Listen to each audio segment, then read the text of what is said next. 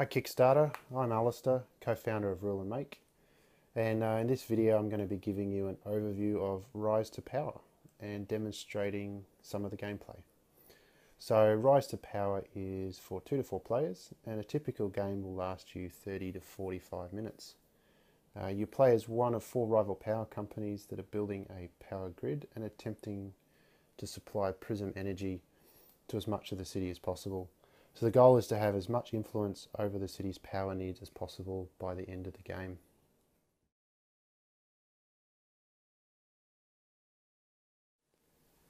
So let's start by having a look at the components that make up the game. First of all, we have the Prism track. Players extract Prism from here throughout the game, and Prism is used to pay for the cost of activating districts. As you can see, there's 3 colours, orange, blue and green, and they have values from 1 through 6, as well as the Prism icon. Next we have the power plant. So every player is given a power plant at the beginning of the game, and this has their basic attributes, which is draw power, plant capacity and grid connections. So draw power is the number of Prism cards you draw at the start of your turn. Plant capacity is the number of Prism cards you can have in your hand at any given time. And grid connections is the number of activated districts in total that you can have attached to your grid. Throughout the game you'll increase those attributes through district cards, and also on the power plant card you'll see there's 4 grid connector icons, and this is where you attach districts to.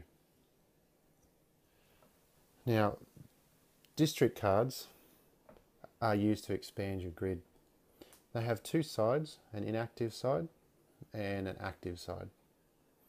So on the inactive side, there's the Prism cost, which is down here, a exchange ability, the influence that this card is worth once it's been activated, and also the district type at the top there.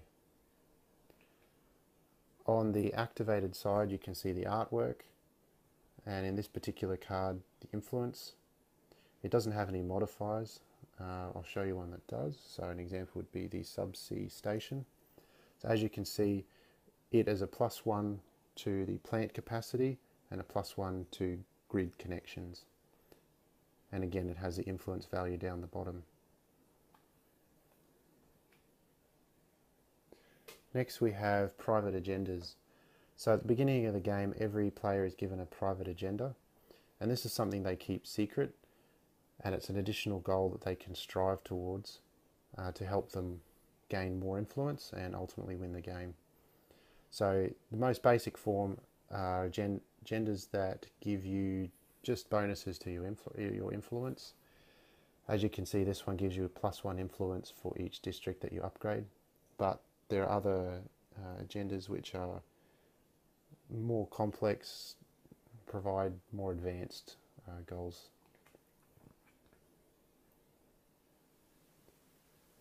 And lastly, this is the exchange area. So when a player activates the exchange ability that's on a district card, which I'll go into a little bit later on when we do a sample playthrough, when that exchange ability has been activated, the card then goes on to the exchange, like so, and it's available for any player to take during their action phase.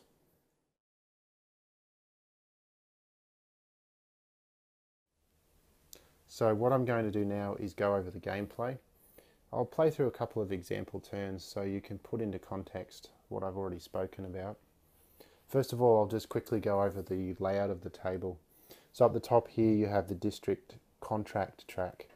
This is where players acquire new contracts which they can power and attach to their grid. This is the Prism track. During your draw phase, this is where players will take Prism from, and they take Prism equal to their draw power. This is a player's grid. As before I pointed out, this is the power plant, and districts attach from the power plant to create your grid. And this is the exchange. Right.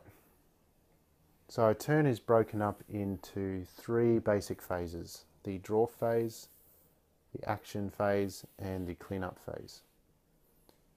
So to start with, the draw phase, players will draw cards equal to their draw power, and this is determined by the number on the power plant plus any modifiers.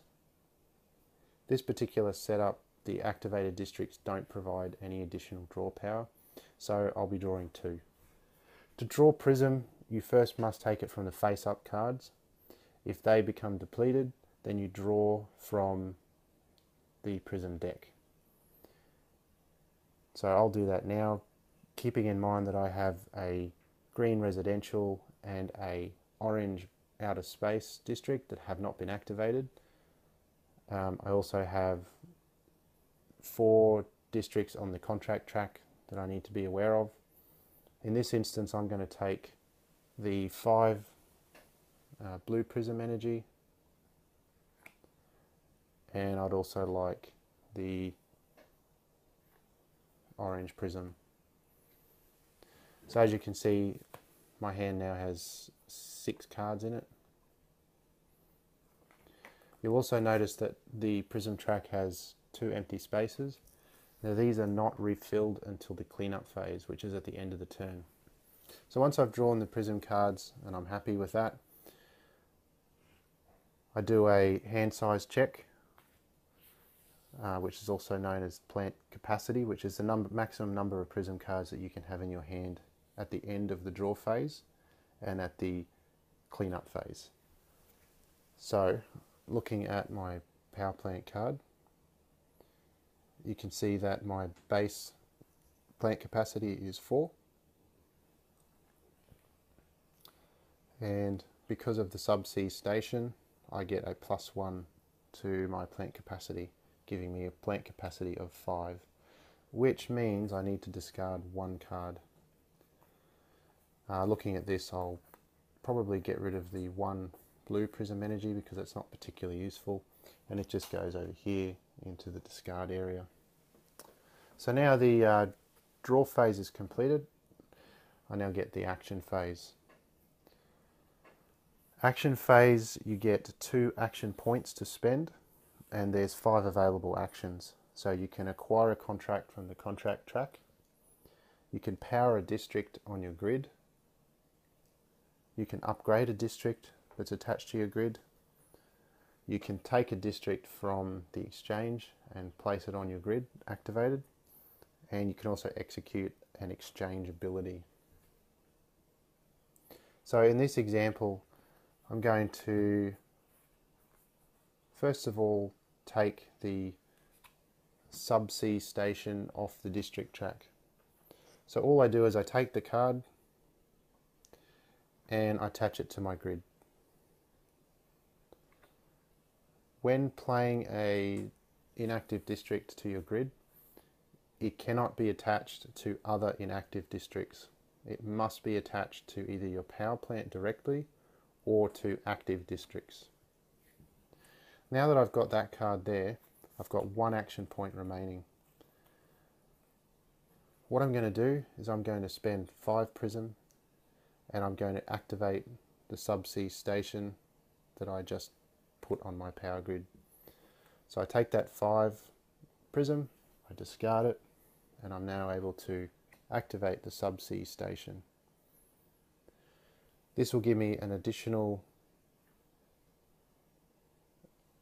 plant capacity, so I can now have an additional Prism energy card in my hand, and also an additional grid connection, that's that one there, which will allow me to have an additional activated district. So one thing of note is that I paid exact Prism energy requirement for this card. So it has a requirement of 5 energy. I paid the exact change. Now because I've done that, I get refunded my action point, so I get to take another action.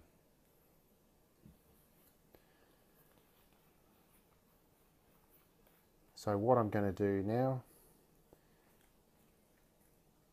is I'm going to activate the inner city. So again, I have plenty of Prism energy. I'm going to take the 5.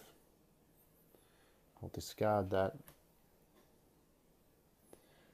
and activate the inner city. It has a activated prism cost of 4. So I activate that and place it on my grid. So now that my action phase is completed, because I've taken my 2 action points, the cleanup phase begins. In the cleanup phase, it's simply a matter of doing a hand size check. So my plant capacity is equal to 5. I've got 3 cards in my hand, so that's not a problem.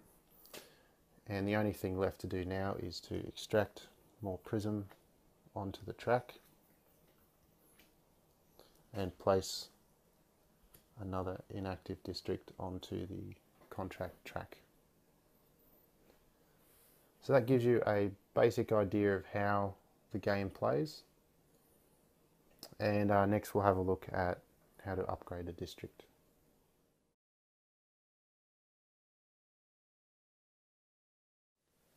Now let's have a look at how to upgrade a district. Upgrading a district is a way of increasing the influence value of that district without actually increasing the number of activated districts you have on your grid.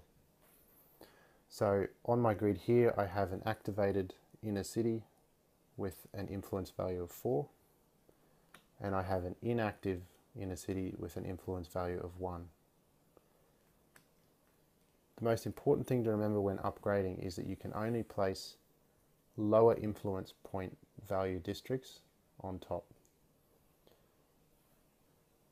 So in this example, I can place the 1 influence point inner city on top of my already activated 4 influence point inner city.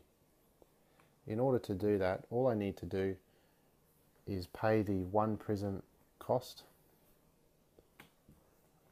which I can easily do, flip it over and place it on top. So that 4 influence inner city now has become a 5 influence without actually increasing the number of activated districts on my grid. Upgrading consumes an action point, so it must be done during your action phase.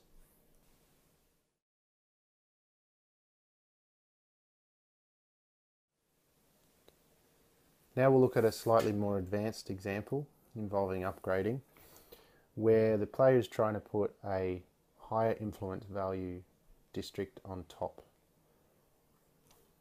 So for my first action point, I will take the inner city card that's on the contract track. As you can see, it has an influence value of 2. And the top card of my activated district has an influence value of 1. So normally I wouldn't be able to upgrade this district. However, if I so choose, I can still upgrade by discarding the topmost cards until it becomes a legal upgrade. So in this particular example, I still pay my 2 prism energy, which I can do. Because the top card is a prism influence of 1, I have to discard the card, and I can now place the 2 influence district on top, making that a total of 6 influence.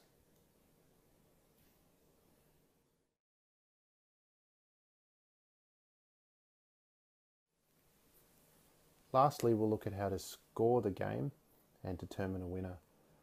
So the last round is triggered when any player has 8 activated districts at the end of their turn. Everyone else gets 1 additional turn. Then the game ends. Scoring is simply a matter of adding up all the influence values at the bottom of each activated district. For upgraded districts, you get an additional 1 influence for every card that you've stacked on top. So in this case, you would get 4 plus 2 plus an additional 1 because there's 1 card on top.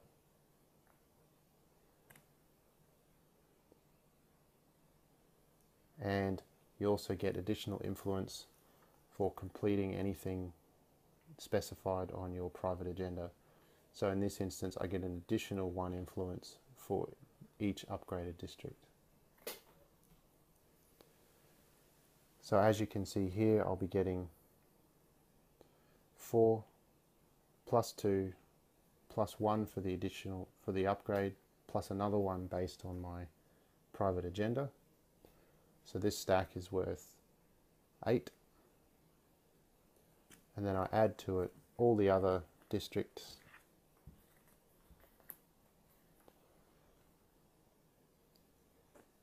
I simply add all the other influence values, and whoever has the most is declared the winner. So I hope you've enjoyed this brief overview of Rise to Power. If you want a more in-depth look at the rules, then you should definitely download the PDF rulebook document that's on our Kickstarter campaign page. And thanks for watching.